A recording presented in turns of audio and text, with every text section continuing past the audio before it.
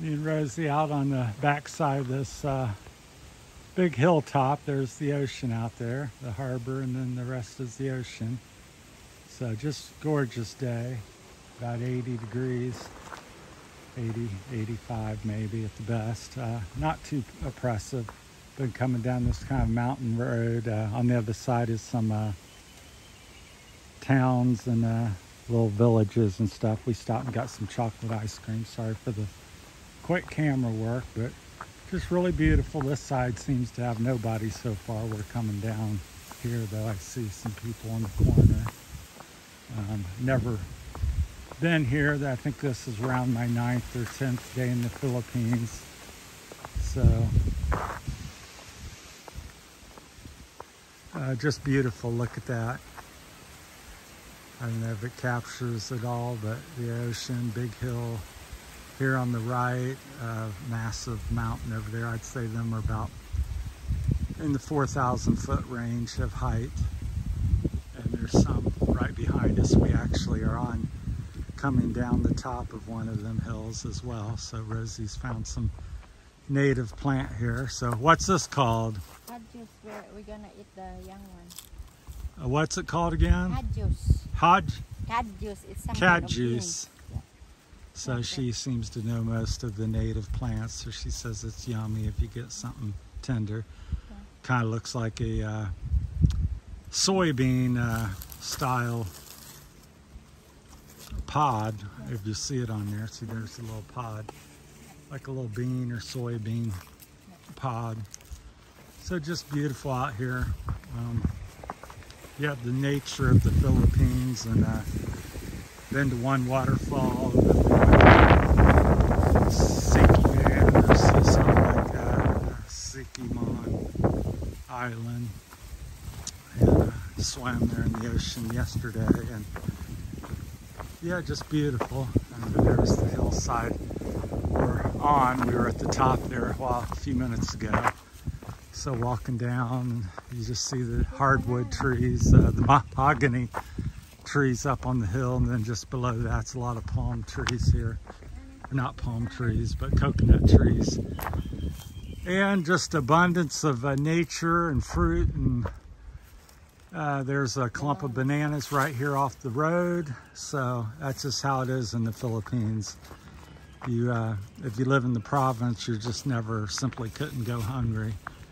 If you know the different plants to have, there's tons of banana trees, just bearing fruit here and there, and coconut, and a little more difficult. You have to climb the coconut tree. She says there's papaya. Up here comes the car.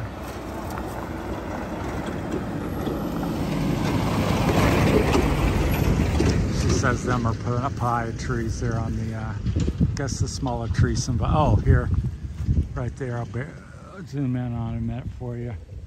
That's a papaya tree. I was looking further up the hill, but yeah. So that's that. So just an abundance of nature, and just kind of what I think most people would think, all kinds of different fruit-bearing trees. And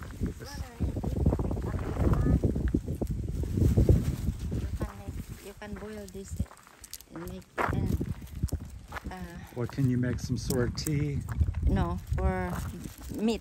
Oh, meat. Yeah. So it has there's another little clump of bananas. So in that tree there, you can kind of, if you can see it, I'll zoom back in on it again. Right there. That's what they look like if you don't know. So I'd never seen any in the nature in my life until I came here. So seen them, pictures of them, and of course you see in America what you get in the stores, and they're much about the same size around, but much shorter here. So I've been eating quite a few of them. Probably had 2 or 3 dozen here the past week since I've been here. So I don't know how the camera is working here with the drying action. Coconuts on most of these trees here. So just in abundance. That's somebody's house there. So they own that, and I'm sure they harvest it and do different things with them. So coming down the mountain, and there's a big one across there, and that's where we've come from, back up that way. So been loving it. Went and another little quick story. She had some friends she hadn't seen in 25-30 years, and we went over and asked where they lived, because we weren't quite sure anymore, and people directed us, again, friendly nature of the Philippine people. They directed us to their house and said hello, and even though it's been 25 years and they didn't even know me, it's like came in, you want to sing karaoke, want to have dinner with us. We had chicken dinner, and This is a natural coloring, honey. Rosie, what color does that do? Purple, black? It's red. Oh. When you cook a certain food, so you don't need to buy coloring. You have to put this in the water, and then it will turn into red, and then you can put in your food. Okay, that's good information. So yeah, red dye. You probably use it for clothing too, couldn't you? Boil it? Just food coloring. So if you want to add a beautiful red tint to your food, that would be the, what's that plant called? It's a sweaty in English. Okay, a sweaty? Yeah. Okay, yeah, I have a hard time pronouncing all these different words, but. And then here we got a little electrical line on bamboo poles, very common out here. And then across the valley is more modern steel construction. That's the main power grid. They're pretty up to code, modern, but a lot of it's just wires ran through the trees as you go up the mountains for the most part. Another thing that surprises me, I keep saying, is the corn out here, the amount of corn. So just everywhere you look is corn. Here comes some locals, some mountain bike, motorcycles. Hey. So I hope to get something and ride around myself. So, but just sharing my adventures, and anytime I think I see something of interest to myself or the viewers, Terry's Philippine Journey, I make a quick video and try to share the information with you. So we live over in San Fernando. Yeah, and we come down back off the hills over here. One as big as these over here. You can see the clouds on them even. So just beautiful. We walked from our house back in the valley and over 2 or 3 big hills, and visited some old friends of hers, and they just very hospitable, and just can't say enough about that. Everybody's that I've met in the last 9-10 days been extremely friendly and welcoming, and they all speak a little bit of English. If you have a worm in your stomach, you can eat this one, and the worm will come out. Okay. Yeah, so that's good information there. So if you have some parasite, that a natural way to detoxify the body if you have some parasites. So I'm getting one as we speak. Not a parasite, but some of the seeds. Yeah. Don't really have much flavor, but yeah, Rosie grew up out here, and she knows, she's quite at home and knows all the different things, plants and cuttings and how to harvest, and very amazing. Because I'm a little older than her, and coming from America, I know very little in comparison. Even back home, I didn't know This is very good for chicken as well, honey, and even the leaves. Yeah, so wealth of information.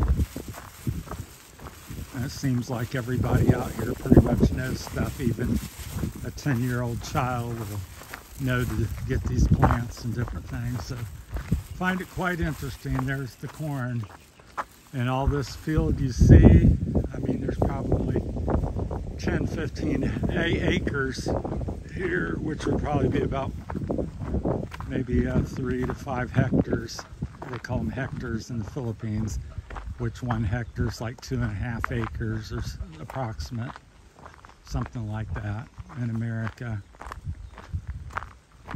But all this corn is hand picked, hand planted. Each ear is hand harvested. There's no machine used, and they just plant these on top of the top of the hills and just anywhere. So even in America, you couldn't even get a tractor on a lot of this terrain. At least I don't think so. Not harvesting, because it's fairly rugged. Well, that's it from Cherry's Philippine Journey. Let me know what you guys think in the comments, and welcome your comments and input. If you want to see more of or less of something, let me know, and I'll try to accommodate. Like I said, I'm just sharing what interests me when I find something interesting, and sharing it with you all. And again, it's Terry's Philippine Journey, so that's what I'm doing, sharing my journey through the Philippines. And now that I've moved here and been here about 9 or 10 days now, so I appreciate all the new subscribers we've been getting, and then the old ones as well. So thanks so much.